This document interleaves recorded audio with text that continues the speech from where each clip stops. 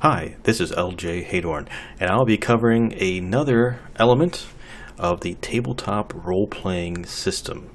So, what with tabletop games, what happens is the people who are playing the parts of the characters in the game get what's called a character sheet. This is just the mechanical aspect of the game.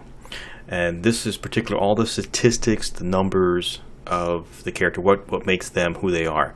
Now, besides having pictures, wonderful pictures that you can have and say, this is my character, this is what I look like.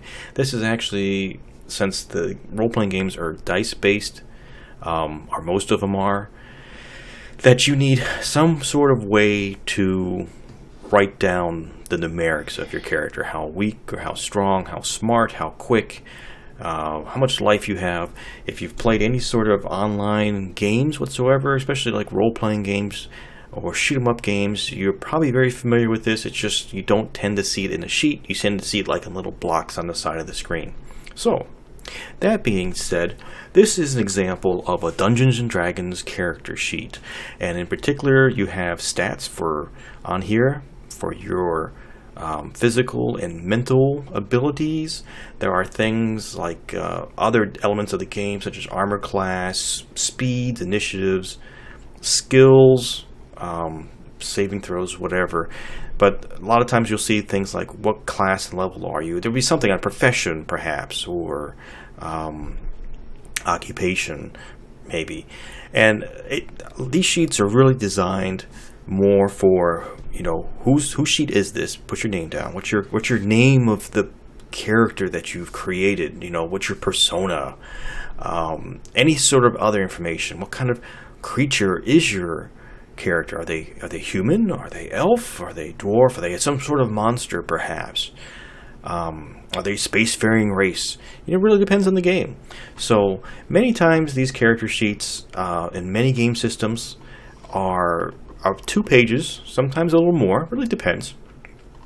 And they have all sorts of fields in here for things that you would put down, like weapons you may have, or equipment you may have, or languages you may speak, things like that. This is an example of, again, Dungeons & Dragons character sheet, in particular for the Adventures League, which won't worry about that, just Dungeons & Dragons is good enough for right now. This next one here, this is one by another game called Pathfinder. Very similar to the Dungeons & Dragons. It's based off of it. And it as well has a little bit different layout. And you can see, again, looks like here's your skills, here's your mental and physical stats and things like that.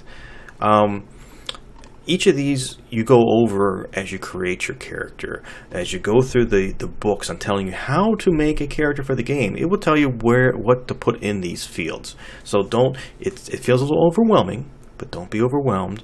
And if you ever make a mistake, it's not a big deal. So, again, 1 to 2 pages, sometimes a little more, but they have these generic forms filled out for most game systems. Every game system I just about can think of offhand usually has something, because at least they want you to write your name down and what's the character's name. Who are you playing? Thor in Oakenshield, perhaps, or Buck Rogers. I mean, it could be anything. So depending on the type of game. Here's another example. This is a game, Shadowrun. It's a futuristic type of game, and it has a little different setup. But again, same primary things. Your physical and mental abilities, names, stuff like that, and it just lays it out a little differently. So a lot of games are similar, but not exact. Some of them are based upon one another. So they have like a core element that is usable by other companies. And in particular, like Dungeons & Dragons, they have what's called an open gaming license, which allows other companies to create stuff based on their game, but they can't use certain aspects of it, and they have to sometimes call things a little differently or change it. But there's an example. Every player at the table should have their own personal sheet. What I like to do is I like to print these out. I like to get somebody to get a pencil and go ahead and write on it with pencil first and make all the adjustments as you're going through making a character, because a lot of times what's going to happen is as you're making the character, you're going to find out there's some things you want to change as you go along, and some things that you forgot to write down and forgot to add or subtract. So it happens. Not a big deal. That's why I have people do it in pencil first. So print it out, get them to do it in pencil. They don't have to. Some people have like laptops or tablets, and they can do it they can make the changes on the fly. Not a big deal. A lot of these, in fact, all the ones I have just showed you are all PDFs. And some of these you can use like Acrobat Reader, which is free, and go in here and fill out some of the fields. So some of these fields are clickable, like this one is not. Let's see, this one isn't either. Looks like you'd have to fudge it a little bit. There's a text function in Acrobat Reader that allows you to place text and adjust the size. But you don't have to. That's just the way I like to do it. I'll have them do it in pencil first, and then say, okay, go ahead and take it home. Here's the PDF. Go ahead and use like Acrobat Reader. Fill it all in, type it in if you like. Make it a little easier to read, perhaps a little nicer. Because sometimes when you do it in pencil, sometimes it gets smudged or it's hard to read depending on people's handwriting. I know I don't always have the best handwriting myself. So, and as a DM, or game master or storyteller or whatever, you're going to want to see these from time to time. So just to make sure people are doing them correctly.